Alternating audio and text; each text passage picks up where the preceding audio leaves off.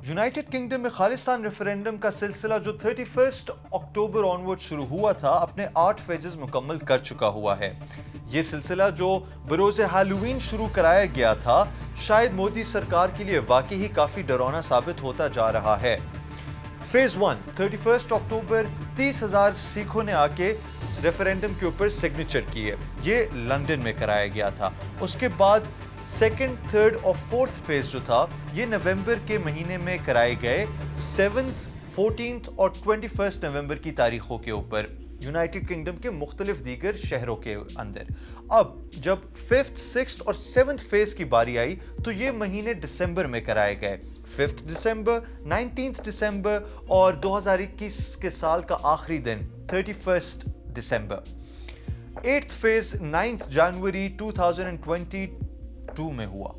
अब अभी तक यूनाइटेड किंगडम के खालिस्तान रेफरेंडम में कितने सिग्नेटरीज आ चुके हैं? 2 लाख से जाहिद। 2 लाख से जाहिद सिखों ने रेफरेंडम खालिस्तान रेफरेंडम के ऊपर सिग्नेचर कर दिया है।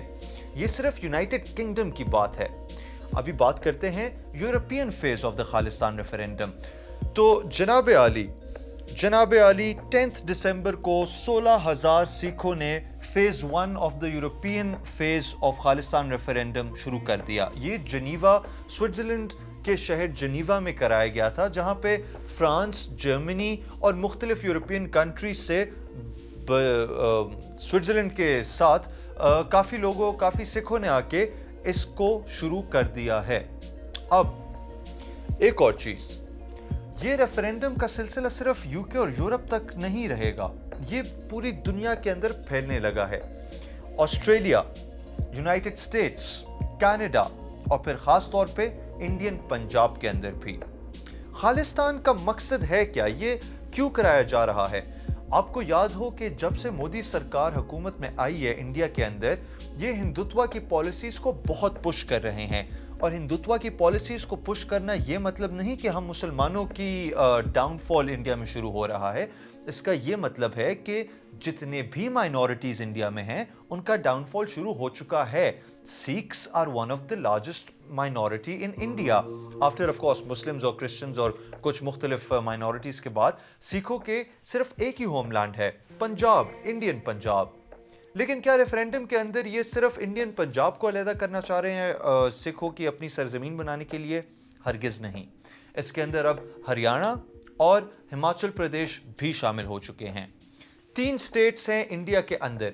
अगर ये रेफरेंडम वाकई ही जिस जोरों शोर से शुरू हो चुका हुआ है, अभी तक 2 लाख से जाहिद सिखों ने रेफरेंडम को साइन कर दिया है, अगर इंटरनेशनल बॉडीज इसको उस तरह की इंपॉर्टेंस दे दें जिसका हकदार खालिस्तान रेफरेंडम है, तो क्या मोदी सरकार के लिए बहुत मुश्किलात खड़ी नहीं हो जाएंगी?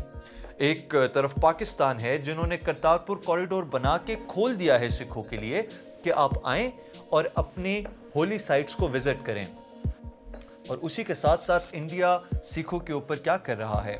फार्मर्स प्रोटेस्ट्स क्या थे?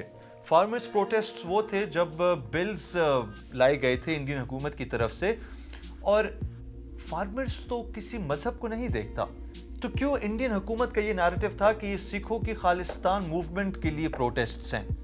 क्या मोदी सरकार खुद ही अपने ही पैर पे कुल्हाड़ा मार रहे हैं? क्या अपनी ही कब्र खुद खोल रहे हैं? क्या खुद खालिस्तान को पॉपुलैरिटी दे रहे हैं?